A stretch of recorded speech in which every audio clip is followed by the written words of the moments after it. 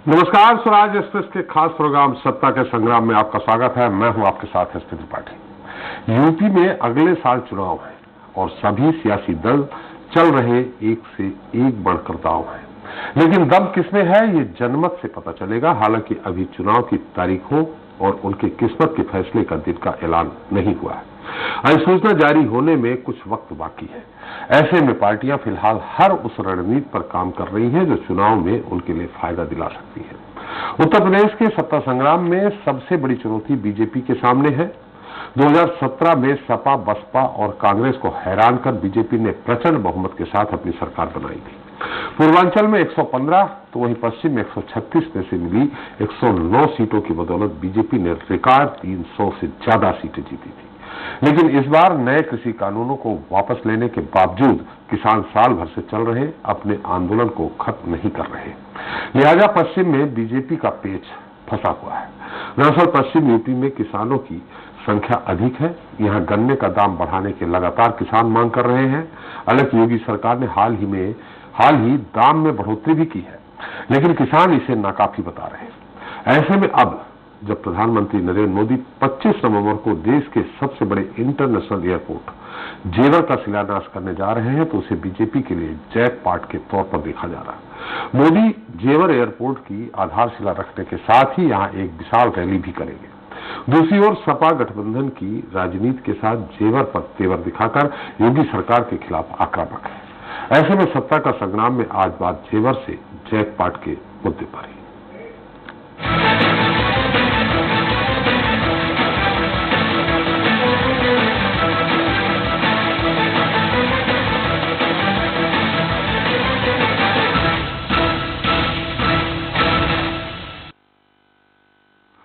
तो उत्तर प्रदेश में विधानसभा चुनाव से पहले प्रधानमंत्री नरेंद्र मोदी ने कृषि कानून वापस लेकर बड़ा सियासी दांव चला है। उधर किसान आंदोलन के सहारे अपनी राजनीतिक जमीन मजबूत करने वाली आरएलडी का सपा के साथ गठबंधन लगभग तय है, लेकिन सीट बंटवारे पर अभी तक सहमति नहीं बन पाई है। पश्चिम यूपी में आरएलडी के प्रभाव वाली कई सीटें हैं। इतना ही नहीं, इन सब के बीच पश्चिमी यूपी में बीजेपी को मजबूत करने के लिए प्रधानमंत्री नरेंद्र मोदी बुधवार को जेवर एयरपोर्ट का शिलान्यास भी करेंगे, जिसे जैकपॉट के तौर पर देखा जा रहा है। बहरहाल आज इस मुद्दे पर चर्चा शुरू करें, उसके पहले देख लेते हैं एक रिपोर्ट। यूपी में सत्ता की जंग तेज हो गई है। भाजपा जहां वापसी की जुगत में है, तो वहीं सपा समेत सभी दल जीत के लिए नित्य नए प्रयोग करने में लगे हैं। वैसे देखा यह भी गया है कि जो दल पश्चिमी यूपी में बाजी मारता है, सत्ता की कुर्सी उसके नजदीक हो जाती है। इसलिए भाजपा ने कैराने में योगी की सभा कराई और प्रधानमंत्री नरेंद्र मोदी खुद 25 नवंबर को जेवर एयरपोर्ट का शिलान्यास कर पार्टी के वोट बैंक को और मजबूत करने की कोशिश करेंगे। दूसरी ओर सपा ने राष्ट्रीय लोक दल से गठबंधन कर अपनी पकड़ को और मजबूत करने की कोशिश की है। इधर प्रियंका गांधी भी लगातार पश्चिमी यूपी के मुद्दों को ढार दे रही हैं। आपको बता दें कि पश्चिमी यूपी के 26 जिलों की 136 विधानसभा सीटों में से 109 पर भाजपा काबिज है। पश्चिम की 27 सीटों पर अभी भी भाजपा कमजोर है। इन सीटों पर ही कमल खिलाने के लिए 25 नवंबर को प्रधानमंत्री मोदी नोएडा में जेवर एयरपोर्ट का शिलान्यास करेंगे। इतना ही नहीं, पश्चिम यूपी के मतदाताओं को साधने के लिए सीएम योगी अब तक शामली, रामपुर, बदायूं, शाहजहांपुर, सहारनपुर, मेरठ, बरेली और हापुड़ का दौरा कर चुके हैं। नोएडा में जेवर एयरपोर्ट के शिलान्यास से पहले सपा के तेवर भी एकदम अलग है। इतना ही नहीं, अखिलेश यादव बीजेपी का गणित बिगाड़ने के लिए आरएलडी को भी साइकिल के साथ दौड़ा रहे हैं। राष्ट्रीय लोक दल की बात करें तो वो अब तक कई पार्टियों के साथ गठबंधन कर चुकी है। 2002 में भाजपा, 2012 में कांग्रेस, 2019 में सपा और बसपा, वहीं अब 2022 में सपा के साथ आरएलडी गठबंधन करने जा रही है। खैर, जेवर पर सपा के जो तेवर हैं, उसके बाद भी जैकपॉट क्या बीजेपी के हाथ लगेगा और सपा की गठबंधन वाली राजनीति बीजेपी के चुनावी गणित को कितना प्रभावित करेगी, देखना अहम होगा। Bureau report, Swaraj express. तो सत्ता का संग्राम में आज जेवर से जैकपॉट के मुद्दे पर चर्चा करने के लिए हमारे साथ जुड़ रहे हैं बीजेपी प्रवक्ता प्रशांत कुमार उमराव जी हैं। प्रशांत जी, आपका बहुत बहुत स्वागत है। सपा नेता मनोज यादव जी हैं। मनोज जी, आपका भी स्वागत है। आरएलडी प्रवक्ता आरिफ मसूद जी हैं। मसूद जी, आपका भी स्वागत है। और राजनीतिक विश्लेषक हमारे साथ जीपी पाल जी हैं। पाल साहब, आपका भी हमारे इस खास कार्यक्रम में बहुत बहुत स्वागत है।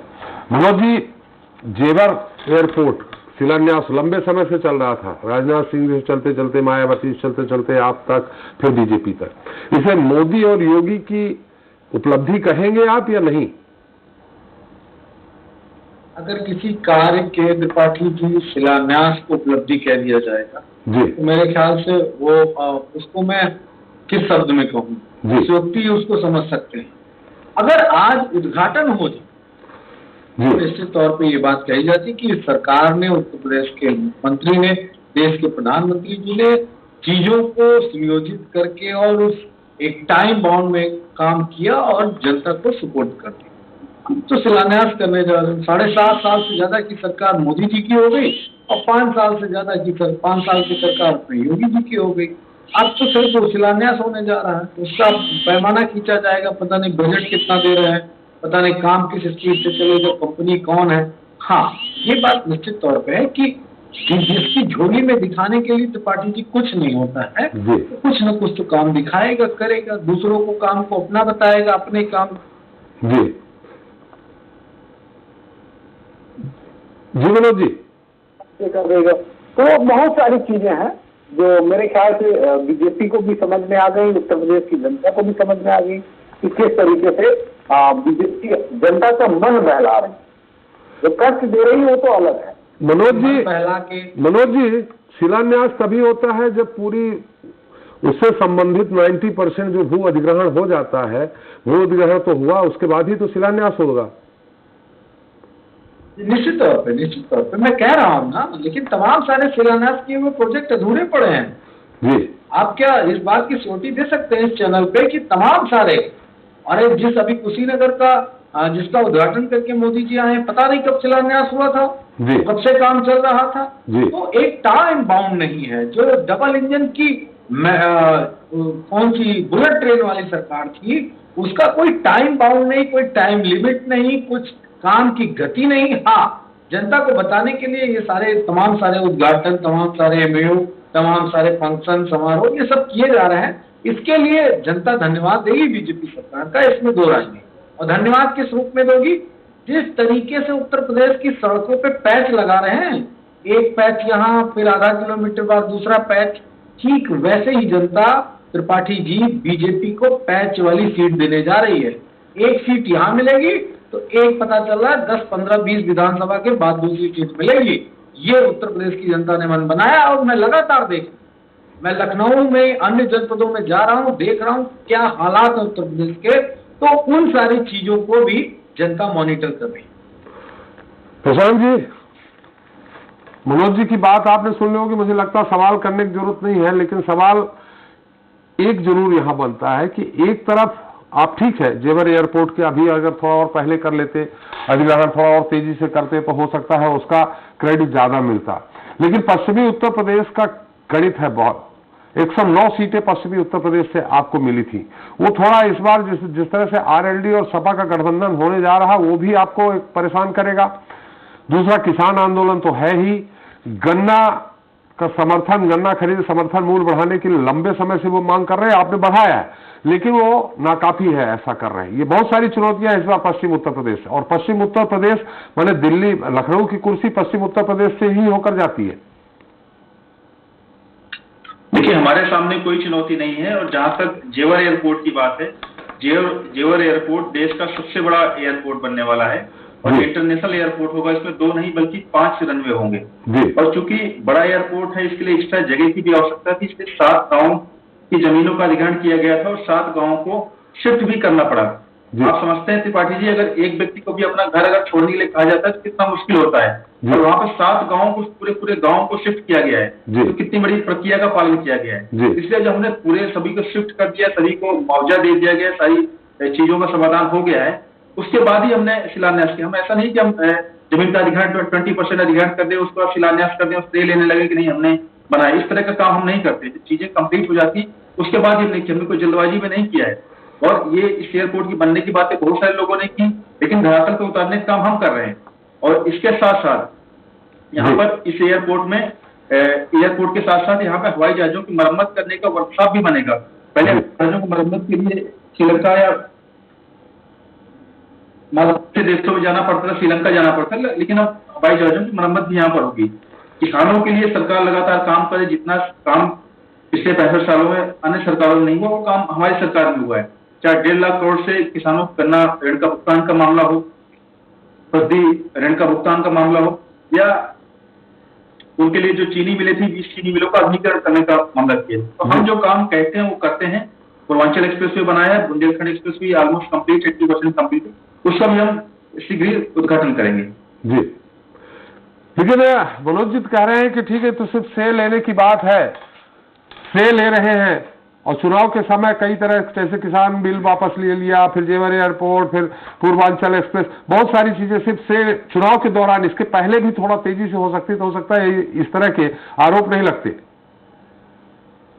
नहीं, हमने पहले भी किया। हमने जो मेरठ एक्सप्रेसवे बनाया उसके पहले बनाया, अभी कुछ महीने पहले कुशीनगर एयरपोर्ट के। तो जो प्रोजेक्ट जिस समय पूरा होगा हम उस समय उसको कंप्लीट करेंगे। अब इन्होंने तो 22 दिसंबर 2016 को पूर्वांचल एक्सप्रेसवे का शिलान्यास कर दिया था, जिसके कुछ ही दिन बाद इनको पता था कि चुनाव आने वाले हैं, और नवंबर में उसका लखनऊ आगरा एक्सप्रेसवे का उद्घाटन कर दिया था 80% काम कंप्लीट करके, 20% काम हमें कंप्लीट करना पड़ा उसके। तो इस तरह का काम हम नहीं कर रहे हैं, हम श्रेय लेने के काम नहीं कर रहे हैं। हम अपनी वापसी के लिए श्योर हैं, 300 सीटों के साथ दोबारा सरकार बनाएंगे, और जिसको सपने देखते हैं तो देखते रहे, उसमें कोई आपत्ति नहीं है। हालांकि मनोज जी ने आरोप नहीं लगाया प्रशांत जी, लेकिन कुछ बीजेपी के सपा के कुछ नेताओं के द्वारा ये आरोप भी आया है कि इसकी शुरुआत, जमीन अधिग्रहण की शुरुआत 2013 है में आसपास, जब केंद्र सरकार ने डीपीआर बनाने के लिए अखिलेश सरकार को पत्र लिखा था, उस दौरान से जमीन अधिग्रहण की शुरुआत कर दी थी सपा सरकार में। ये ऐसे आरोप आ रहे हैं। लेकिन 17 तक कहीं कुछ दिखा क्या? देखिए, उत्तर प्रदेश में एक नेता जब भी कोई भी नया प्रोजेक्ट चालू होता है या उद्घाटन होता है तो उसका श्रेय लेने के लिए आ जाते हैं। ठीक है, वो केवल क्रेडिट के लिए ही आते हैं। ठीक है, अच्छी बात है, उसमें भी हमें कोई आपत्ति नहीं। जनता देख रही कौन क्या काम करवा रहा है। और जिन मुद्दों के लिए आए थे, आज ओवैसी के साथ भी गठबंधन कर रहे हैं इनके नेता। राजभर जी कह रहे हैं कि सहयोगी दल के नेता मुख्तार अंसारी भी इनकी पार्टी से चुनाव लड़ने वाले हैं। तो ये इनका जिस तरीके की जो इनका एजेंडा था, ध्रुवीकरण करना चाहते थे, एक वोट बैंक के लिए काम करना चाहते थे, वो ये काम कर रहे हैं। और उनका इसके अलावा कोई विकास का कोई एजेंडा नहीं है। लेकिन हमने जो किया है, हमने 33 मेडिकल कॉलेज बनाने को, हमने राम मंदिर की बात की थी, और आज हम राम मंदिर बना रहे हैं। अयोध्या में राम मंदिर काम कंप्लीट हो रहा है, और वहाँ जो लोग राम मंदिर का विरोध कर रहे थे कि वहाँ अस्पताल बनना चाहिए, ऐसे मानसिक रोग के लिए राजा दशरथ जी के नाम पे अस्पताल ही बना रहे हैं। तो इनको तो चीजें बोलनी है। ये अपने उसी ध्रुवीकरण के एजेंडे में रहेंगे। कभी ओवैसी के साथ जाएंगे, कभी मुख्तार अंसारी के साथ जाएंगे।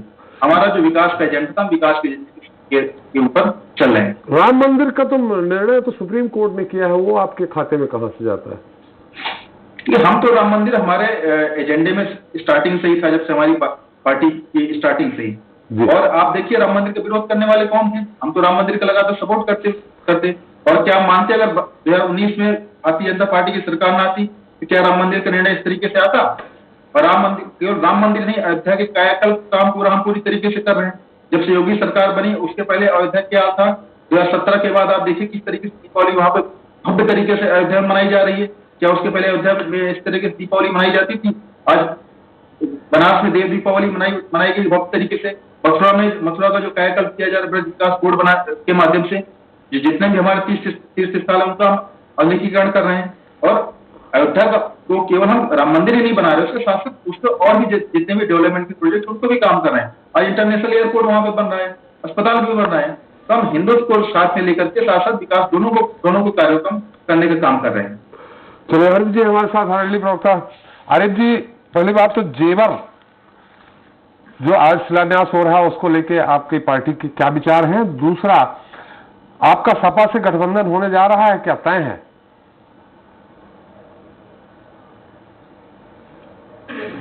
देखिए सर, पहले सवाल का तो मैं जवाब दे रहा हूँ जी कि ये जो जेवर एयरपोर्ट की जो बात आप कर रहे हैं जी, देखिए, इनको जल्दी है कि हर एक चीज का हम उद्घाटन करके जल्दी से इसको हम बेच डालें। इसलिए कि इन्होंने इतने एयरपोर्ट इन्होंने अडानी के हाथों बेच दिया है, इनको जनता से कुछ लेना देना नहीं है। ये पैसा लगा करके किस तरीके ये एयरपोर्ट के कुछ एयरपोर्ट तो ऐसे भी हैं जिसकी ये मरम्मत करा करके भी उसको ये बेच रहे हैं। इतना पैसा लगा करके ये अडानी को ये अच्छा करके दे रहे हैं कि तुम पैसा कमाओ इससे। इनको इस देश की जनता से कुछ लेना देना नहीं है। जिस एयरपोर्ट का ये कल उद्घाटन करेंगे जाकर के मोदी जी, इसको भी ये इन्हीं के हाथों बेचने की तैयारी है। कुशीनगर का जो एयरपोर्ट का उद्घाटन किया है, आने वाले दिनों में आप देखिएगा उसका भी इनका प्रस्ताव बन रहा है बेचने के लिए। तो इन्हें इस देश की जनता से कोई मतलब नहीं है। जान रहे हैं कि उत्तर प्रदेश की सरकार हमारी जा रही है और हम इसको जल्दी से उद्घाटन करके और इसको भी ये 2024 के पहले बेच करके ही इस देश से जाना चाह रहे हैं। अब रहा सवाल हमारा गठबंधन का, तो समाजवादी पार्टी से राष्ट्रीय लोक दल का गठबंधन हमारा है और हमारे आखिरी दौर की हमारे नेता बात भी कर रहे हैं और हम समाजवादी पार्टी और राष्ट्रीय लोक दल दोनों ही मिलकर के उत्तर प्रदेश के अंदर चुनाव हम लोग लड़ेंगे। पश्चिमी उत्तर प्रदेश में ये कह रहे हैं कि कोई हमारे लिए चुनौती नहीं है। पश्चिमी उत्तर प्रदेश की एक एक सीट पर इनके लिए चुनौती है। आप चुनाव लड़ना तो छोड़ दीजिए, ये पश्चिमी उत्तर प्रदेश के इनके वर्तमान विधायक भी किसी अपने ही क्षेत्र में ये नहीं घुस पा रहे हैं। इतना इन्होंने उस किसानों के लिए, नौजवानों के लिए झूठ बोल करके जो इन्होंने काम किया है, इसलिए ये अपने ही कुकर्म को देखते हुए उन क्षेत्रों में ये घुस नहीं पा रहे हैं। भारतीय जनता पार्टी के लोग ये झूठ का पुलिंदा है। ये कह रहे हैं कि मैंने एयरपोर्ट बनाया, मैंने विकास किया, मेरे एजेंडे में राम मंदिर है, पुरुषोत्तम राम जी वो सबके हैं, कोई इनके नहीं है अकेले। मैं इस चीज को इनको ये अकेले मैं इसका श्रेय इनको नहीं देता हूं, ये सबके हैं, चाहे वो हिंदू हो चाहे वो मुसलमान हो। इनसे आप ये पूछिए, इनके एजेंडे में 15 लाख रुपया था, इनके एजेंडे में नौजवानों को 2 करोड़ रोजगार भी था और योगी जी को 75 लाख इनको रोजगार देने का इन्होंने अपने एजेंडे में वादा किया था। ये अपने इस एजेंडे को क्यों नहीं पूरा कर रहे हैं? क्या इन्होंने चुनाव की पहले ये कहा था कि सरसों का तेल हम 240 रुपए किलो हम बेचेंगे? ये इनके एजेंडे में नहीं था, ये कैसे इन्होंने बढ़ा दिया? इस पर ये कोई बात नहीं करेंगे। ये घुमा फिरा करके बस वही राम मंदिर और धर्म और जात की बात करना शुरू कर देते हैं। ये इनसे ही पूछिए, आज टमाटर 100 रुपया किलो मार्केट में बिक रहा है। आज क्या इनके एजेंडे में ये था? महंगाई चरम सीमा पार कर रही है। नौजवान रोजगार के लिए लाठियां खा रहा है। आरिफ जी, आज मुद्दा महंगाई नहीं है। आरिफ जी, आज मुद्दा महंगाई नहीं है, आज मुद्दा राम मंदिर नहीं है, आज मुद्दा जेवर एयरपोर्ट और पश्चिम उत्तर प्रदेश की राजनीति को लेके है। पश्चिम उत्तर प्रदेश और जेवर एयरपोर्ट को लेकर आज मुद्दा है। सर जी, बिल्कुल आपकी बात मैं मान रहा हूं, मगर ये भारतीय जनता पार्टी के जो प्रवक्ता है, मैं उनका जवाब दे रहा हूं कि ये एजेंडे की बात कर रहे हैं कि राम मंदिर तो हमारे एजेंडे में था। अरे साहब, आपके एजेंडे में ये तो नहीं था जो आपने इसका महंगाई का आपने रेट बढ़ा दिया। जनता आज तराही कर रही है, इनको उद्घाटन की पड़ी हुई है कि हम उद्घाटन करके उत्तर प्रदेश का हम वोट हासिल कर सकें। भाई ये तो आप एक विकास की बात हो रही है, ठीक है, अखिलेश जी ने इसकी शुरुआत किया था, आपने इसको जल्दी बना करके आप इसको बेचने की तैयारी कर रहे हैं कि आप इस देश को कुछ देना चाह रहे हैं? आप देश के विकास में जोड़ेगा कि आप अडानी जी के आप जेब को भरना चाह रहे हैं? पश्चिमी उत्तर प्रदेश में मैं आपसे बता रहा हूं कि आने वाले चुनाव में पिछले 2017 में 110 सीटें भारतीय जनता पार्टी जीत करके आई थी। अब की पश्चिमी उत्तर प्रदेश में नौजवान, बेरोजगार, किसान जिस तरीके से पूरा ब्रजवासी जयंत चौधरी जी के साथ खड़ा हुआ है, उनके साथ कंधा से कंधा मिलाकर के संघर्ष कर रहा है। 2017 में 110 सीटें इनको मिली थी। अब की आप देखिएगा कि 2022 के चुनाव में ये 10 सीटों पर भारतीय जनता पार्टी वहां से सिमट करके आएगी। इनको जगह नहीं मिल रही है कि हम कहां जाएं, कहां हम कन्वेंसिंग करें, कहां हम किस गांव में घुस करके हम जाकर के वहां पर प्रचार अपना कर सकें। आज इनको जमीन एकदम उखड़ी हुई पश्चिमी उत्तर प्रदेश की दिखाई दे रही है। आज हर नौजवान पश्चिमी उत्तर प्रदेश का रोजगार के लिए इनसे सवाल कर रहा है, इनसे घुस कर जहां इनके लोग जा रहे हैं, जहां इनके विधायक जा रहे हैं, MP जा रहे हैं, जहां इनके मंत्री जा रहे हैं, उनसे सवाल किया जा रहा है, ये जवाब नहीं दे पा रहे हैं। ये मुझ छुपा करके अपने ही क्षेत्र से भारतीय जनता पार्टी के लोग भाग रहे हैं। चलिए आरिफ जी, एक सवाल यहाँ है, सवाल स्टार्ट कर रहे हैं। आरिफ जी, पहले तो ये किसी भी पार्टी का एक एजेंडा होता है। जी सर। किसी भी पार्टी की अपनी आइडियोलॉजी होती है। जी हाँ। और उसके अनुसार वो गठबंधन करता है। लेकिन मैंने देखा है, इसको मैं चूंकि सवाल बनता था, मेरा कोई इसमें विचार नहीं है। RLD कभी बीजेपी से, कभी सपा से, कभी कांग्रेस से, कभी बसपा से, मैंने किसी से भी आप कोई अपनी आइडियोलॉजी नहीं है, किसी से भी गठबंधन कर लेते हैं।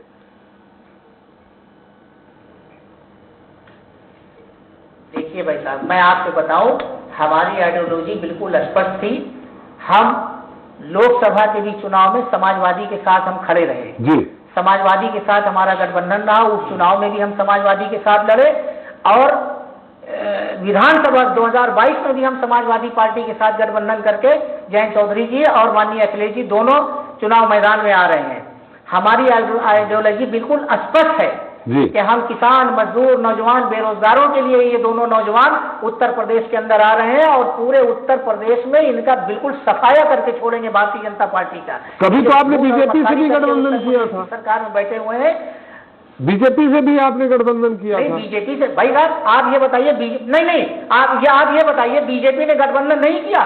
उसने तो 28 दलों से गठबंधन करके सरकार बनाई थी जी। इन्होंने तो बहुजन समाज पार्टी से भी गठबंधन करके सरकार बनाई थी जी। ये कोई बात नहीं हुई भाई साहब। गठबंधन आज राष्ट्रीय लोक दल ने समाजवादी पार्टी से कर लिया तो एक सवाल उठने लगा, और ये अगर 28 दलों से मिलकर के गठबंधन कर रहे हैं तो इनसे कोई चीज नहीं पूछी जा रही है। आज आप देखिए, निषाद पार्टी से ये गठबंधन करके आए हैं, पहले तो इन्होंने हटा दिया था, वो भी भाग गए थे, अब ये कैसे गठबंधन करके आए हैं? अनुप्रिया पटेल अपना दल से ये करके आए हैं, इसको भी नहीं करना चाहिए था। अगर गठबंधन कोई एक गठबंधन को गलत नहीं बोल रहा हूँ, करना चाहिए था। आरिफ जी, दो नौजवान, आरिफ जी, गठबंधन को मैं कहाँ गलत बोल रहा हूँ? मैं तो इस सवाल इसलिए कर रहा हूँ कि चूंकि जो मुख्य पार्टी है उत्तर प्रदेश में, उनमें सबसे आप एक बार कर चुके हैं, तो इसीलिए मैंने कहा कि अपने वैचारिक कुछ सिद्धांत होते हैं कि हमें इस सिद्धांत में चलना है। अगर आज बीजेपी गलत पार्टी है तो आप बीजेपी के साथ भी कर चुके हैं, सपा के साथ भी कर चुके हैं, बसपा के साथ भी कर चुके हैं, इसलिए मैंने सवाल उठाया। देखिए, उस वक्त राष्ट्रीय लोक दल ने जो समझौता किया था उस भारतीय जनता पार्टी से, या पिछली बात कर रहे हैं, मैं आपसे ये बता रहा हूं कि अटल बिहारी वाजपेयी जी उस देश के प्रधानमंत्री थे। उस वक्त गठबंधन की हमारी इनकी बातें हुई थी और हम लोग हमारी पार्टी में माननीय उस वक्त चौधरी अजीत सिंह जी थे, उन्होंने गठबंधन किया था और अजीत सिंह जी थे, उन्होंने गठबंधन किया था। मगर उस वक्त भारतीय जनता पार्टी की ये झूठ और मक्कारी, इसकी आइडियोलॉजी उनकी नहीं थी। अटल बिहारी वाजपेयी जी देश के अच्छे नेता थे और वो देश में सबको साथ लेकर के चलना चाहते थे, इसलिए चौधरी अजीत सिंह जी ने भी हमारे भारतीय जनता पार्टी से गठबंधन किया था। मगर आज भारतीय जनता पार्टी को कोई भी दल दूर से छूना नहीं पसंद कर रहे हैं, इसलिए कि इन्होंने इतना झूठ फैला दिया, इतना धर्म और जात की राजनीति उत्तर प्रदेश के अंदर ला करके खड़ी कर दिया, महंगाई इतनी चरम सीमा पर लेकर के चले आए। आज मैं आपसे ये कह रहा हूं, आप सर इनसे एक सवाल आप पूछ लीजिए, क्या अरहर के दाल का दाम आप कब कम करने जा रहे हैं? चलिए, सरसों का तेल आप 240 रुपए किलो बेच रहे हैं, आप कब कम करने जा रहे हैं आप? आरिफ जी, आपने जो सवाल किया है, पूछ लीजिए आप। आपने सवाल जो किया है, प्रशांत जी सुन रहे हैं, हम सीधे प्रशांत जी से उत्तर ले लेंगे, फिर मनोज जी के पास चलेंगे, लेकिन हमारे साथ राजनीतिक विश्लेषक हैं जेपी पाल जी।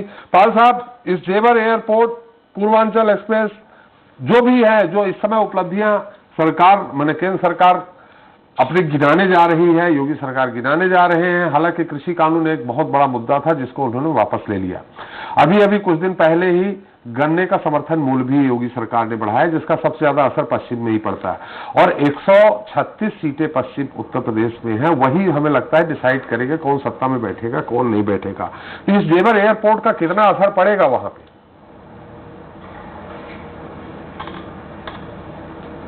सर, बहुत बड़ी बात आपने कही कि यूपी के विधानसभा चुनाव में 2 सेक्टर ऐसा है, एक पश्चिमी उत्तर प्रदेश, एक पूर्वांचल जी। तो पूर्वांचल और पश्चिमी उत्तर प्रदेश की पिच पर जो भी ज्यादा से ज्यादा रन बनाएगा वही इस विधानसभा के चुनाव में विजयी होगा। अब रही बात पश्चिमी उत्तर प्रदेश में, जिस तरह से राजनीतिक पार्टियां कह रही हैं कि लगातार जाट या पश्चिमी उत्तर प्रदेश के लोग नाराज हैं और बीजेपी की जो पिछली विधानसभा सीट, जो 109 सीटें बीजेपी ने जीती थी, इस बार नहीं होगा। तो मैं ये राजनीतिक पार्टियों से एक बात पूछना चाहता हूं कि क्या ऐसा बड़ा परिवर्तन हुआ? अगर देखा जाए 2013 में मुजफ्फरनगर के दंगे के बाद तो देश में 3 बड़े चुनाव हुए, तीनों में अगर कहा जाए तो पश्चिमी उत्तर प्रदेश के लोगों ने बीजेपी का साथ दिया है जी। और वो बीजेपी के साथ अब रहा एक मुद्दा जो किसान आंदोलन, तो सरकार ने ये बात रियलाइज किया और वो किसान आंदोलन को जो भी मुद्दा था उस पर जो अध्यादेश था उसको विड्रॉ कर लिया। अब रही बात दोनों पार्टियों के लिए, चाहे वो बीजेपी हो या जो गठबंधन होने जा रहा है समाजवादी पार्टी और आरएलडी का, अगर पश्चिमी उत्तर प्रदेश में और पश्चिम उत्तर प्रदेश की जनता को अगर दोनों पार्टियां अपने अपने एजेंडे को और अपनी अपनी बातों को कन्वे करने में सफल रही, वही जीत हासिल करेंगी।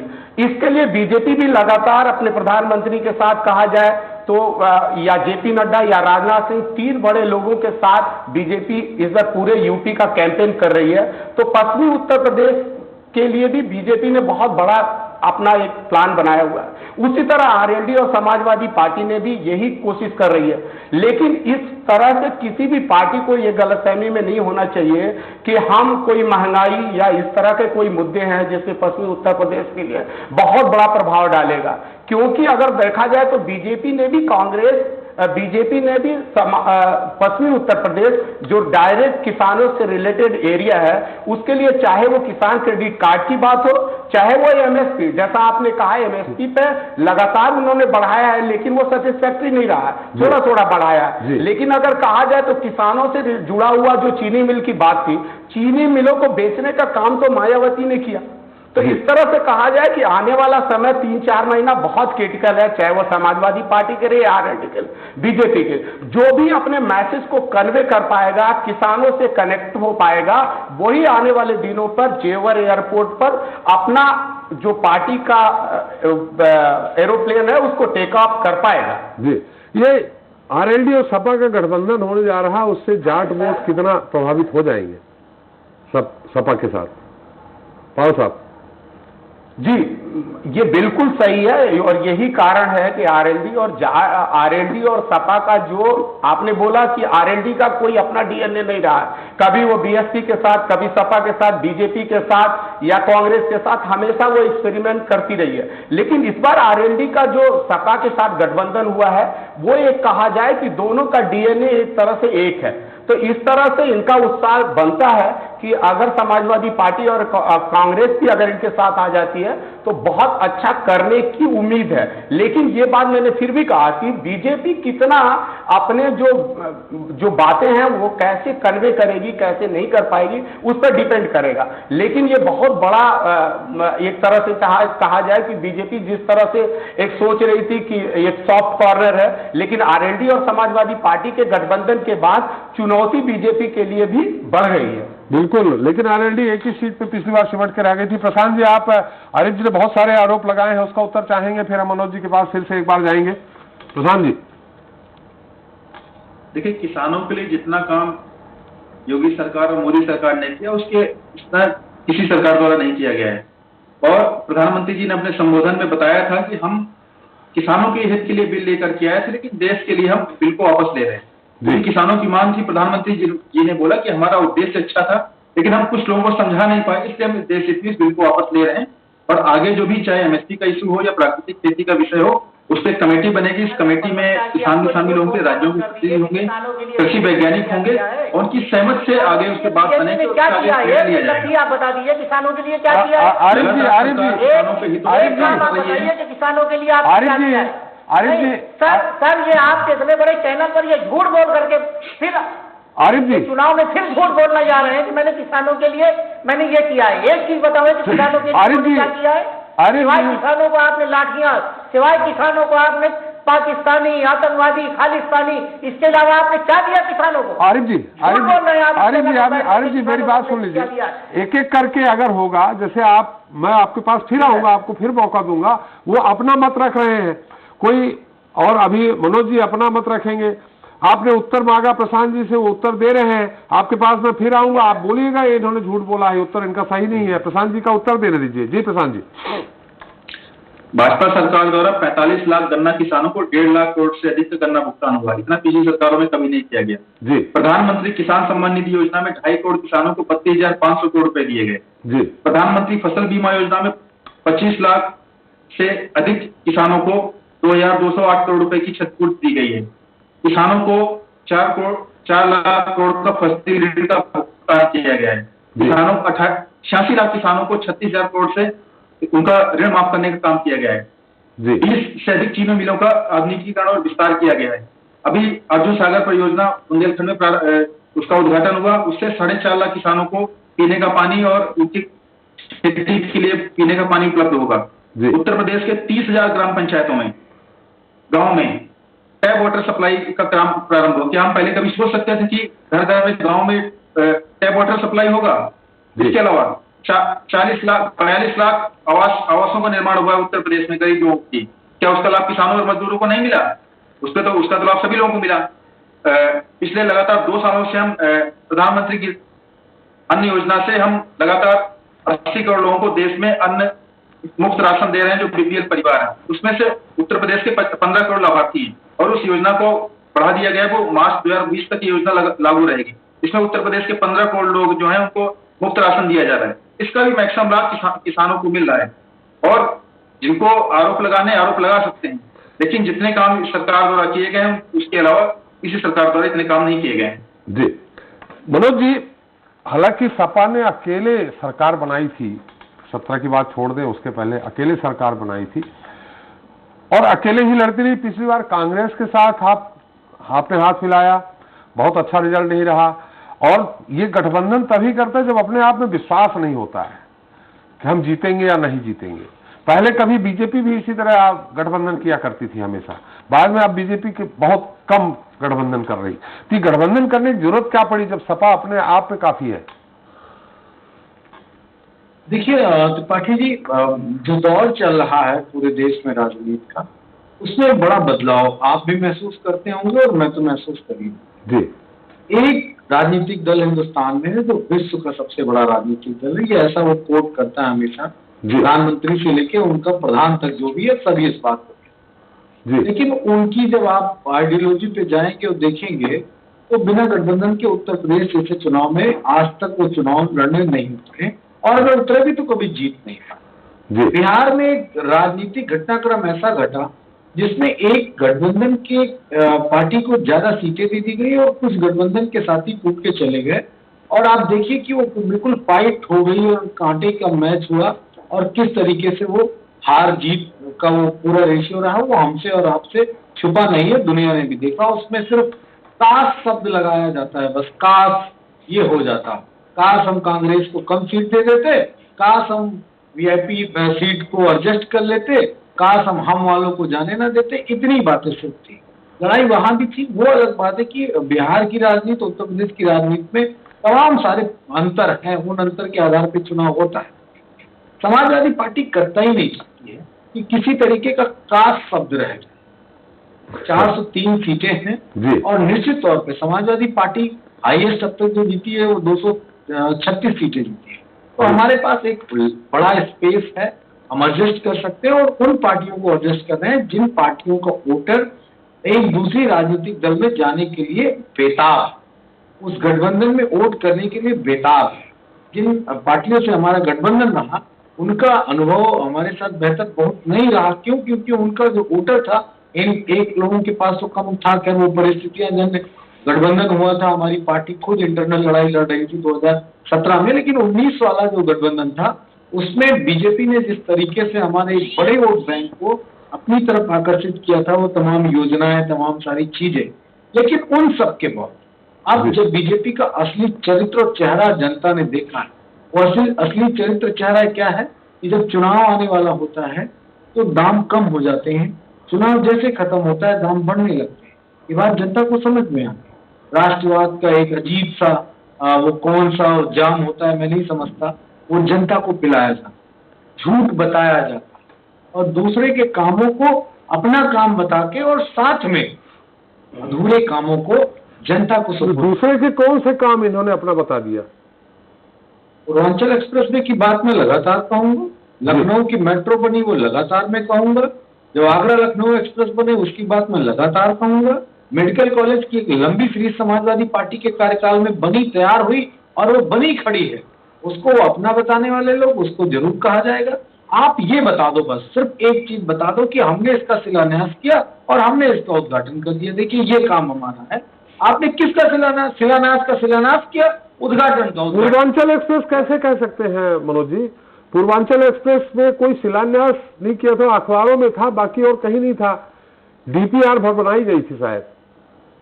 2016 का जब आप उत्तर प्रदेश का बजट उठा के देखेंगे वो ऑनलाइन आपको दिख जाएगा। जी। आपसे अनुरोध है कि आप जरूर देखिएगा 2016 के बजट में समाजवादी पार्टी ने कितने 100 करोड़ रुपए पूर्वांचल एक्सप्रेसवे के लिए अलॉट किए थे। कोई हवा में तो होगा नहीं। ये समाजवादी 2016 में बीजेपी थी भी नहीं। बीजेपी की सरकार रही हो तो 1600 करोड़ रुपए बीजेपी ने आवंटित किए थे वहां भूमि विज्ञान के लिए। नहीं किया ना, वो समाजवादी पार्टी ने किया। तो इस बात को देखिए, हम तथ्यात्मक बात करते हैं, कुछ नहीं कहना, सिर्फ त्रिपाठी की एक लाइन कहनी, जिस काम को समाजवादी पार्टी ने शुरू किया था उसको हमने 36 महीने में पूरा कर दिया। इतना ही तो कहना था आपको। लेकिन आपने क्या कहा? नहीं कहा। क्यों? क्योंकि आपका दिल छोटा है। 36 महीने क्यों? अरे हमने 16 में शुरू किया था, 15 और 5 साल पूरे होने वाले हैं, यानी कि 5 या 6 साल में ये पूर्वांचल एक्सप्रेसवे बना पाई सरकार। कितने पैसे जमीन अधिग्रहित कर ली थी मनोज जी उस समय 16 में? आप सब कुछ आपको उत्तर प्रदेश के वेबसाइट पे अवेलेबल मिले। अगर हम कहेंगे हमने 90% की तो बीजेपी के हमारे साथी कहेंगे कि झूठ बोल रहे हैं। तो वो सब देखिए ना, बजट जो है, बजट तो नहीं झूठ बोल सकता है ना। किसी भी राज्य की सरकार का बजट ही तो उसका सत्य होता है कि देखिए हमने इतना बजट रखा है, इतना उसमें खर्च कितना हुआ, ये बात दीगर है, इस पर चर्चा की जा सकती है। लेकिन मैं फिर कहता हूं, जेवर एयरपोर्ट के नाम पे राजनीति करने की बात कर रहे हो। क्या आपको पता है कि हमारी महिलाओं के, हमारी बहनों के, माताओं के जेवर बिक गए कोरोना काल में? जिस तरीके से ऑक्सीजन से लेके और पैरासीटामोल की दिक्कत हुई, उन जेवरों की बात कभी सरकार करेगी? जेवर एयरपोर्ट की बात तो जरूर कर रही है। हवाई चप्पल से हवाई जहाज की यात्रा कराने वाली सरकार ने डीजल पेट्रोल के दाम इतने बढ़ा दिए। अरे उसका तेल तो सस्ता है, फिर भी हवाई चप्पल वाला उस पर नहीं बैठ रहा है। और जो अपनी मोटरसाइकिल का दाम है, जो तेल है, वो इतना महंगा, 40 रुपए का अंतर, लगभग 35 से 40 रुपए का अंतर क्यों है? ये सरकार को बताना पड़ेगा। बड़े बड़ों को इतनी सहूलियत और आम आदमी को आप बिना बंदूक लगा के लूट रहे हैं। ये बात जनता पूरी तरीके से समझ चुकी है। गठबंधन पे चर्चा की जा रही है। आपने आरएलडी से सवाल पूछा, समाजवादी पार्टी से ये सवाल पूछा जा रहा है कि आखिर गठबंधन की इनको जरूरत क्यों पड़ रही है। गठबंधन की जरूरत निश्चित तौर पे, जो मैंने अपने पहले वक्तव्य में भी कहा और इस पे विश्लेषण मैंने किया, कि गठबंधन के बगैर जो एक नैरेटिव तय किया जाता है बीजेपी के द्वारा, मीडिया में मैं जो एस्टिफाइंग मीडिया है, जो बीजेपी के लिए बैटिंग करते हैं, जो उनके लिए पिच तैयार करते हैं, वो एक नैरेटिव सेट करते हैं कि साहब देखो उन लोगों ने गठबंधन कर दिया। अरे आपकी गठबंधन की कहाँ सरकार नहीं? आप बता दो मुझे। जो कांग्रेस के उधार विधायक लेके एमपी में भी आप सरकार चला रहे हो, जहां से आप हमारे साथ डिबेट कर रहे हो, वहां भी तो आपके गठबंधन की सरकार है। अगर आप कांग्रेस के विधायक न तोड़ पाते तो क्या आपकी सरकार बन पा रही? गठबंधन नहीं, वो कमल के फूल से फिर से जीत के आ गए हैं। अरे फिर तोड़ा तो आपने, कांग्रेस पंजे वालों को तोड़ा, नहीं तोड़ा, उसको क्या कहा जाएगा ये बताइए? क्या ईमानदार सरकार है ये? नहीं है। सत्ता के लिए A to Z करने वाली सरकार। नैतिकता की बात, मैं तो बड़ा हतप्रभ रहता हूँ जी त्रिपाठी जी बात की। अटल जी ने एक वोट के लिए सरकार रिजाइन कर, एक वोट पे उनकी सरकार गिर गई थी। सोचिए वो किस सोच के व्यक्तित्व रहे होंगे, और कह के जाते मेरे लिए सत्ता माने नहीं रखती, सत्ता आती जाती है। लेकिन ये लोग, अरे 25 सीट तुम्हारे कम है, 25 खरीद लेंगे, 50 कम हो तो इनका चाणक्य 50 खरीद लेगा। अरे सरकार बना रहे हो, जनता के मन की बात कर रहे हो, जनता की सोच के हिसाब से सत्ता चलने दे रहे हो, कि अपने पूंजीपतियों के हिसाब से सरकार चला रहे हो, इस देश को लुटवा रहे हो?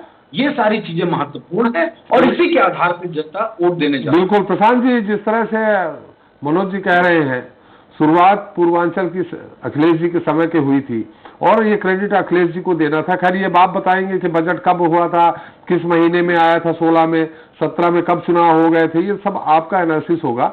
लेकिन सीधी सी बात है, एक बार फिर मैं आपसे वही कर रहा हूँ कि निषाद जी से आपने गठबंधन किया था, वो चले गए हैं सपा के साथ। आरएलडी के साथ कभी आपका गठबंधन होता था, अकेले भी लड़ते थे वो, तो चले गए हैं वो। ये सारे गठबंधन एक तरह से कभी आप भी किया करते थे, और उस गठबंधन जब होता था तब तो कहीं न कहीं सफलता मिलती थी। अब ऐसी स्थिति में थोड़ा पश्चिम उत्तर प्रदेश आपको परेशान करने वाला नहीं दिख रहा? देखिए त्रिपाठी जी, आप बहुत वरिष्ठ पत्रकार हैं और समाजवादी पार्टी के नेताजी ने किस तरीके से पहले कांग्रेस और बसपा को तोड़ करके अपनी सरकार बनाई, किस तरीके से विधायकों को बंधक बनाने का काम किया, और ये दूसरी पार्टी पर भाजपा पर आरोप लगा रहे हैं कि हम दूसरों को तोड़ने का काम करें। हम किसी को तोड़ने का काम नहीं करते, कोई स्वेच्छा से हमारी विचारधारा से शामिल होकर के हमारी पार्टी में शामिल आता है, उसका तो उसको स्वागत है। संविधान में, कानून में कहीं पर भी कोई रोक नहीं है। दूसरी बात, ये लखनऊ मेट्रो की बात कर रहे हैं। त्रिपाठी जी आप बताइए, मार्च 2017 से पहले कोई मुझे टिकट दिखा दीजिए लखनऊ मेट्रो, कहीं कोई मेट्रो में चला हो, क्या इन्होंने 2 स्टेशन का उद्घाटन किया था, क्या मेट्रो कहीं पर चली थी? तीसरी बात, पूर्वांचल एक्सप्रेस वे आपने स्वयं बोला कि पूर्वांचल एक्सप्रेस वे कहीं कोई लीड लगी थी? इन्होंने पूर्वांचल एक्सप्रेस वे का जो शिलान्यास, कथित शिलान्यास कागजों पर किया, वो 22 दिसंबर 2016 को किया। मैं तो डेट बता रहा हूँ। उस दिन बताइए कहीं पूर्वांचल एक्सप्रेस वे कहीं एग्जिस्ट करता था? उसके 1 हफ्ते बाद आचार संहिता लग गई थी, इन्होंने कहा कि पूर्वांचल एक्सप्रेस बना दिया, जमीन केवल अखबारों में विज्ञापन देके पूर्वांचल एक्सप्रेस बना दिया। और जिस आगरा लखनऊ एक्सप्रेस वे बनाने की बात करते हैं, कहते हैं हमने बनाया, उसका 80% काम इन्होंने कंप्लीट किया, जल्दबाजी में नवंबर 2016 में उद्घाटन कर दिया और इसका 80% काम कंप्लीट हुआ था। और ये स्पष्ट कि उन्होंने, अखिलेश जी ने निर्माण गुणवत्ता में समझौता करते हुए आनंद फानंद में इसको उद्घाटन कर दिया से लेने के लिए। मार्च 2017 में योगी सरकार के कार्यभार संभालने के बाद उसके बाद 1000 करोड़ का काम हमारे द्वारा करवाया गया, और जिसमें मैं बताता हूँ क्या क्या काम हमने कंप्लीट कराया। 80 मीटर लंबा जो मीटर कंक्रीट था, 1 लंबा पुल, 4 इंटरचेंज ब्रिज, 22.5 किलोमीटर लंबा crash barrier, 37.5 kilometre road marking, 200 kilometre road signage, 289 kilometre medium fencing और 178 किलोमीटर आर ब्लू का काम हमारे द्वारा करवाया गया। तो ये तो अपना जिस आगरा लखनऊ एक्सप्रेस की बात करते हैं, वो काम कंप्लीट करके नहीं गए थे। अरे पूर्वांचल एक्सप्रेस से लेने की बात करते हैं, तो हम सब अपना काम अब तो कंप्लीट कर देते। हर चीज आप कागजों में काम करते थे, उसको हमने बनाया, आपने आप कह देंगे उसके लिए आप चांद तक रास्ता बनाने के लिए भी आप बजट अलॉट कर देंगे, कह देंगे हमने बनाया। ये कोई बात नहीं होती। आप धरातल पे जो काम दिखेगा उसको श्रेय जाएगा जिसने धरातल पे काम कंप्लीट किया। हम हवाई बात नहीं करते हैं। हमने पूर्वांचल एक्सप्रेस बनाया, सबको जनता को दिख रहा है किसने बनाया। आज अगर इस पे हम काम कर रहे हैं, जेवर एयरपोर्ट पे हम जब सारी जमीन का अधिग्रहण हो गया, उसके बाद हम शिलान्यास कर रहे, सारे 8 गाँवों का जो उनका शिफ्टिंग थी हो गई, उसके बाद हमने काम किया। हमने फर्जिफिकेशन वाला काम नहीं किया। 20% आपने जमीन का अधिग्रहण किया, उसके बाद आपने टेंडर दे दिया। ये फर्जिफिकेशन वाला काम हमने कर, हमने जो उत्तर प्रदेश में विकास कार्य किया। और किसानों की बात कराता हूँ, पहले सपा सरकार और बसपा सरकार में कितनी गांव में बिजली मिलती थी सभी को पता है। आज प्रदेश के सभी राजस्व गांव मजदूरों तक बिजली उपलब्ध कराई गई है। जिला मुख्यालय में 24 घंटे, तहसील मुख्यालय में 22 घंटे और सभी ग्रामीण क्षेत्रों में 18 से 20 घंटे बिजली उपलब्ध कराई जा रही है। 2.5 करोड़ से अधिक टॉयलेट का निर्माण किया गया। सारे सबका लाभ मजदूरों, ग्रामीणों को और किसानों को भी लोग मिल रहा है जी। ये काम हमारे ऊपर किया है। और ये हमारे ऊपर आरोप लगाते हैं बिजली महंगी होने का। सबसे अधिक जो बिजली बढ़ोतरी 60% जो टैरिफ बढ़ोतरी की गई अखिलेश जी की सरकार के द्वारा की गई। उस समय किन किन जिलों को बिजली मिलती थी आपको पता है? त्रिपाठी बिजली मिलती थी। त्रिपाठी जी मैं अब इनको रोकना चाह रहा हूँ। आरिफ जी मैं आपके पास आ रहा हूँ। आरिफ जी मैं आपके पास आ रहा हूँ। एक मिनट, उनकी बात पूरी हो जाए फिर आप अपना खंडन करिएगा। सर जी झूठ बोलने का इतना वक्त मत दीजिए आप त्रिपाठी जी इनको। जी जी आरिफ जी मैं आपके पास आ रहा हूँ, बहुत वक्त है, अभी बहुत वक्त है, अभी बहुत वक्त है, मैं आपके पास आ रहा हूँ। जी प्रशांत जी, संक्षेप में जो सब बस एक लाइन है। योगी सरकार ने अपने पिछले 3 साल में कोई टैरिफ की बढ़ोतरी नहीं की, सभी बिना भेदभाव के। आज 75 जिलों में बिजली मुक्ति की, बिजली इनको उपलब्ध समान रूप से उपलब्ध कराई जा रही है। आपको कोई कह सकता है कि गोरखपुर में अधिक बिजली दी जा रही है, ओटावा में कम दी जा रही है? सभी जगह बराबरी के साथ दी जा रही है। जी जी प्रशांत जी, थोड़ा सा एक संक्षेप में हम आपसे वो चाहेंगे। आपने कहा कि आपने बिजली देना चालू कर दी, तहसील और जिला लेवल पे इनके समय नहीं मिलती थी। निश्चित तौर पे बिजली या तो आप परचेज करेंगे या आपने पावर प्रोजेक्ट कितने लगाए, हाइड्रल या थर्मल? इस दौरान बिजली तो कहीं से लेंगे तभी तो, या पैदा करेंगे तभी तो दे पाएंगे। पिछली सरकारों में से रिकॉर्ड 9000 मेगावाट तक की अधिक मांग की हमारे द्वारा सफल आपूर्ति की गई है। 2012 से लेकर 17 के बीच में 16110 मेगावाट अधिकतम मांग की आपूर्ति की गई थी। भाजपा सरकार में 25000 मेगावाट की अधिकतम मांग की सफल आपूर्ति की गई है। जी नहीं, तो ये परचेज किया आपने या आपने कोई हाइड्रल और थर्मल पावर स्टेशन लगाए हैं, स्थापित किया है, या कोई शिलान्यास किया है उसका? थर्मल पावर का शिलान्यास की मेरी जानकारी में नहीं है। नहीं, तो आपने कोई प्रोजेक्ट, पावर प्रोजेक्ट लगाए होंगे तब तो बिजली उत्पन्न की, या पूरा खरीदा है आपने, परचेज किया है? सर आपको आम खाने की पेट से मतलब है। उत्तर प्रदेश को बिजली मिल रही है 18 से 24 घंटे के बीच, तो उसे लेना देना है ना आपको। जी मैंने परचेज किया है आपने कहीं से भी, अलग अलग बात कर रहे हैं सर। जी जी जी आरिफ जी मैं आपके पास आ रहा हूँ। प्रशांत जी, निश्चित तौर पे ये परचेज कर रहे होंगे आप कहीं न कहीं से। जी सर। देखिए जितनी उपलब्धता पहले थी, जो कमी पड़ रही थी, हम बाकी राज्यों से बिजली ले रहे हैं। जी जी, चलिए आरिफ जी, प्रधान जी जब कर रहे थे, अब आप उनके खंडन कर सकते हैं, आपका समय है। वो त्रिपाठी जी, मैं आपसे इतना मैं कहना चाह रहा हूँ, आप सर बहुत बड़ा चैनल आपका है, बड़े पत्रकार आप हैं, मैं छोटा पत्रकार हूँ, करता हूँ सर।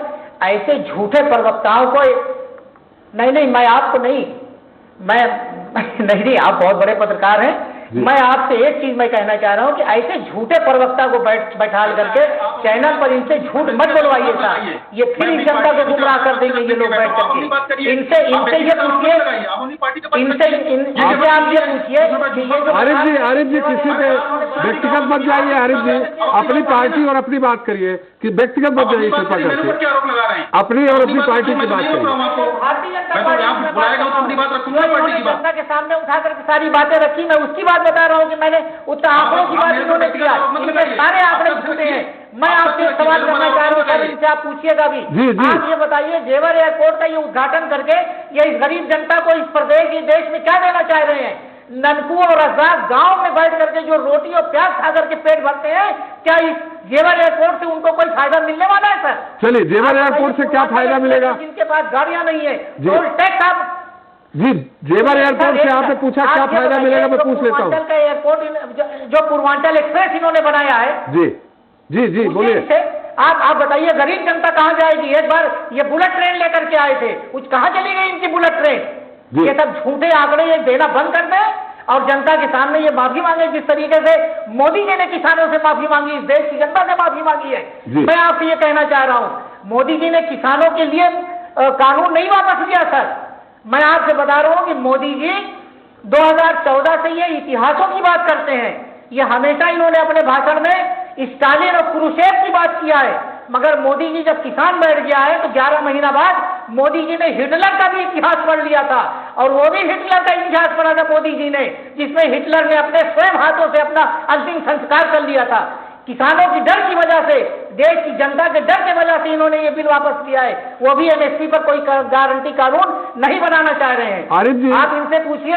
जी आरिफ जी, आपने कहा ये गांव में नहीं, सुनिए सर, हमारे बगल में बैठे हुए हैं पाल जी। सर एक सेकंड, हमारे बगल में पाल जी बैठे हुए हैं। इन्होंने कहा कि पश्चिमी उत्तर प्रदेश में या प्रदेश में महंगाई कोई मुद्दा नहीं है। पाल जी से मैं ये पूछना चाह रहा हूँ, क्या आप गरीबों को गाँव में नहीं देख रहे हैं? आप गरीबों की रोजी रोटी आपने छीन लिया उन लोगों से। नौजवान बेरोजगार हो गया, जिसके घर में एक व्यक्ति कमाने वाला था, लड़का कमाने वाला था, आज वो घर रोटी के लिए तरस रहा है सर। आज पाल जी को ये नहीं दिख रहा है? आप राजनीतिक विश्लेषण में बैठ करके आप क्या विश्लेषण करते हैं? आप गरीबों की भी आप बात करिए बैठ करके। आरिफ जी, गरीब प्रदेश के अंदर खाना नहीं खा पा रहा है, रोजगार उसके पास नहीं है। आरिफ जी, आज मुद्दा जेवर को लेके है, महंगाई मुद्दा नहीं है। मैं फिर आपको याद दिलाना चाहूंगा, महंगाई मुद्दा होगा, निश्चित आपको आमंत्रित करेंगे हम। पूछ रहा हूँ सर, मैं क्या करूं? मैं उस जेवर एयरपोर्ट की जो आप कल उद्घाटन करने जा रहे हैं, मैं उसका झूठा बखान करूं बैठ करके, इससे गरीबों को बहुत फायदा मिलने वाला है। चलिए, आपने कहा कि पेट भर जाएगा, आपने कहा कि हो जाएगा। अरे इसको बंद करके सर जी बोलिए। 2013 तक आप इंतजार करिए, बन जाएगा ये। यही 2023 तक यही मोदी जी जाकर के उसको फिर अडानी के हाथों बेच देंगे। ये सच्चाई है सर, मैं आपसे कहना चाह रहा हूँ। लखनऊ के एयरपोर्ट इन्होंने दे दिया अडानी को। अभी आप कुशीनगर का ये उद्घाटन करके आए थे, वो भी एयरपोर्ट देने की तैयारी हो रही है। अभी तैयार तो होने दीजिए, आप देखेंगे क्या क्या करते हैं इस देश के अंदर। देश सारा देश इन लोगों ने, भाजपाइयों ने सर। आरिफ जी, आपने सवाल किया। आरिफ जी, सवाल आपने किया, मत जाने दीजिए। आरिफ जी, आपने सवाल किया कि जेवर एयरपोर्ट से उत्तर प्रदेश की जनता को क्या फायदा मिलेगा। ये हम बीजेपी के प्रवक्ता से हम सवाल करेंगे, निश्चित तौर पे अंत में करेंगे। लेकिन मनोज जी, अभी खबर आई है कि आप आपसे भी गठबंधन करने जा रहे हैं। निषाद जी से गठबंधन आपने लगभग कर लिया है। आरएलडी से भी खबर, अभी की खबर है 10 मिनट पहले की, संजय सिंह जी की मुलाकात हुई है आपके नेताजी से। तो जी बिल्कुल, इसमें समाजवादी पार्टी के जहां गठबंधन कर लेंगे, वहां समाजवादी पार्टी का जो कट्टर समर्थक है, जो कट्टर नेता है, वो कितना मायूस हो जाएगा। जो कभी गलती एक बार कांग्रेस ने की थी मायावती जी से समझौता करके कि 100 सीटें मायावती जी ने उनको दी थी, बाकी सीटों पे उनका बीज समाप्त हो गया। बीज समझते होंगे आप, पूरे जड़ से ही समाप्त हो गए, क्योंकि कांग्रेस कार्यकर्ता मर गया। वही गलती समाजवादी पार्टी करने जा रही है। नहीं, समाजवादी पार्टी ने बहुत सोच विचार करके सारी बातें कही, और चूंकि हम किसी बड़े राजनीतिक दल से गठबंधन नहीं करने जा रहे, जो भी हमारे साथ आ रहे हैं राजनीतिक दल, उनकी एक सीमाएं हैं और उस सीमा के अंदर ही हम उन सारे सिस्टम को करेंगे। लेकिन एक बात हम आपको बता दें, सारी बातें मैं टीवी चैनल पर नहीं डिस्क्लोज कर सकता, लेकिन इतना मैं आपको हिंट जरूर कर सकता हूं कि हमारे गठबंधन की जो सीटें होंगी वो बीजेपी को बहुत कष्ट देंगी।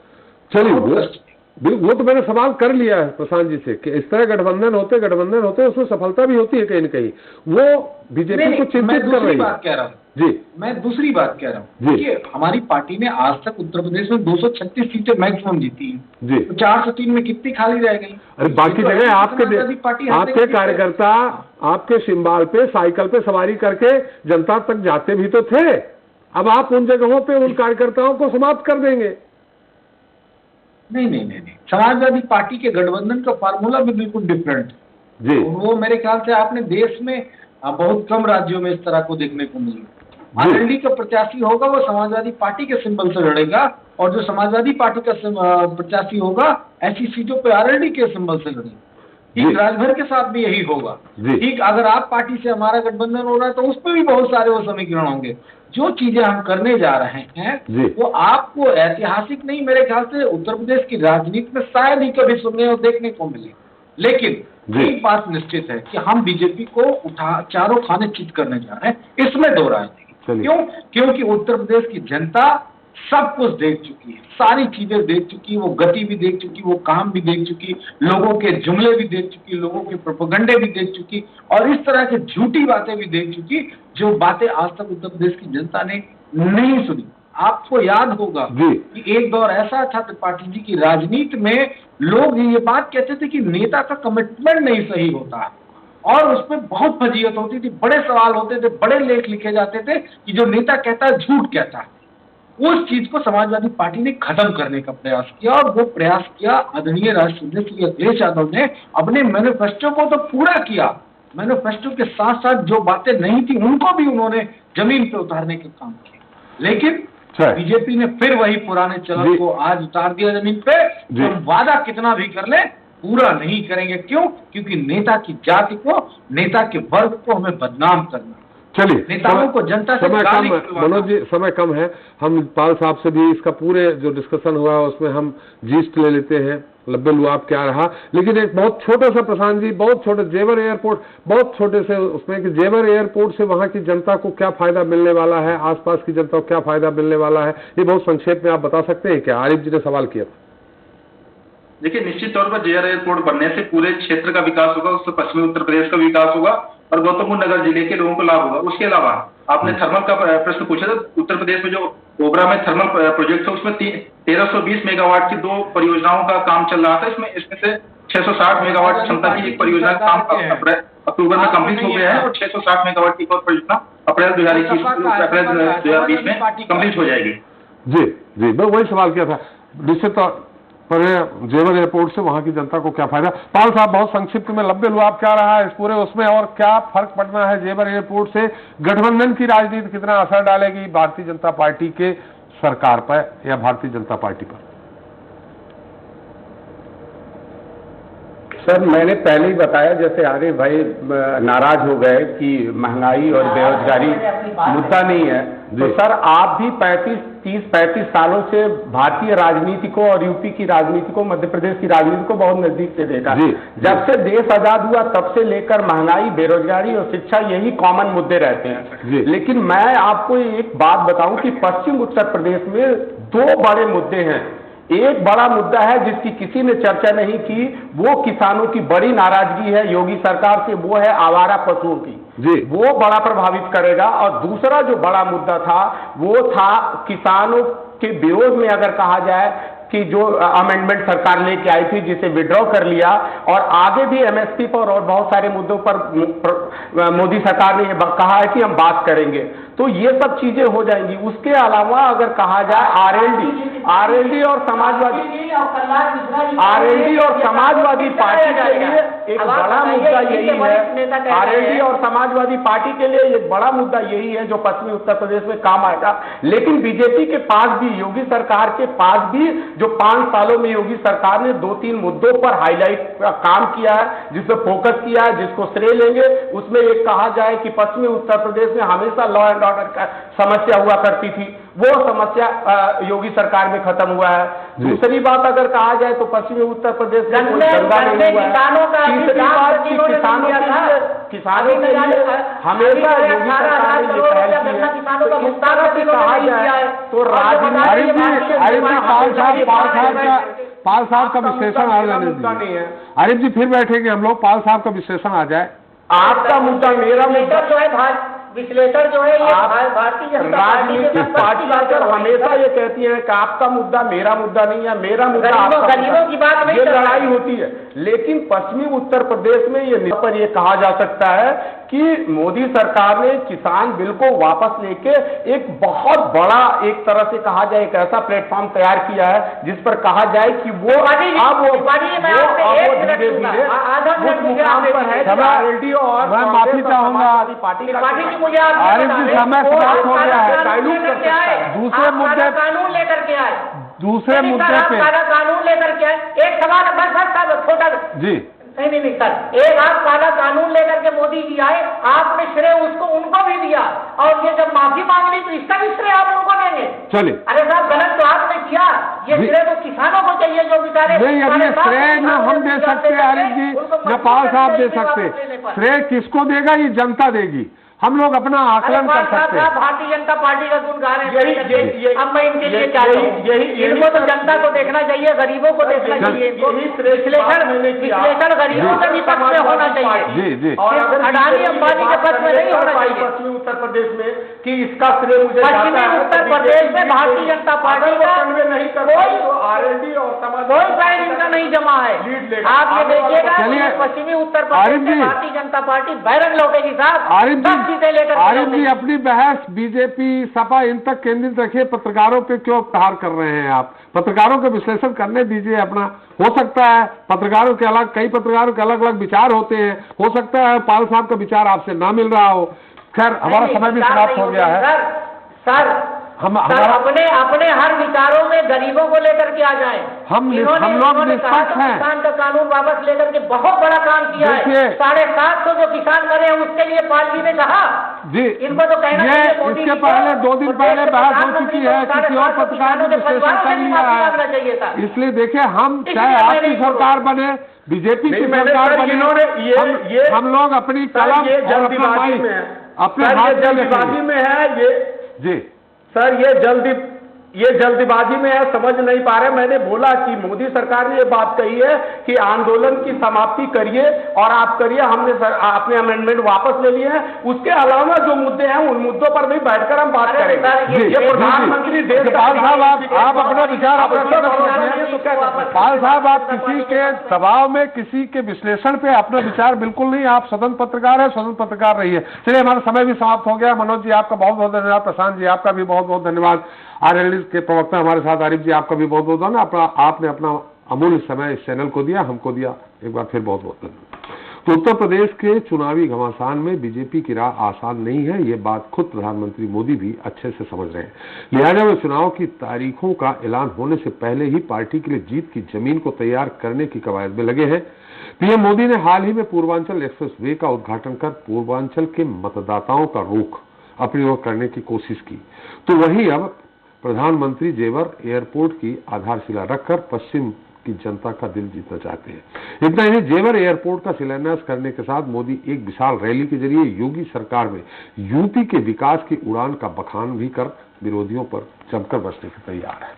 उधर सपा के जेवर को लेकर जिस तरह के तेवर हैं, उसे देखकर लगता नहीं है कि इस मामले में उनकी सियासत बहुत ज्यादा सफल हो पाएगी। खैर, ये महज आकलन है। देखते हैं आगे क्या दिलचस्प होता है। इसी के साथ सत्ता के संग्राम में इतना ही। नमस्कार।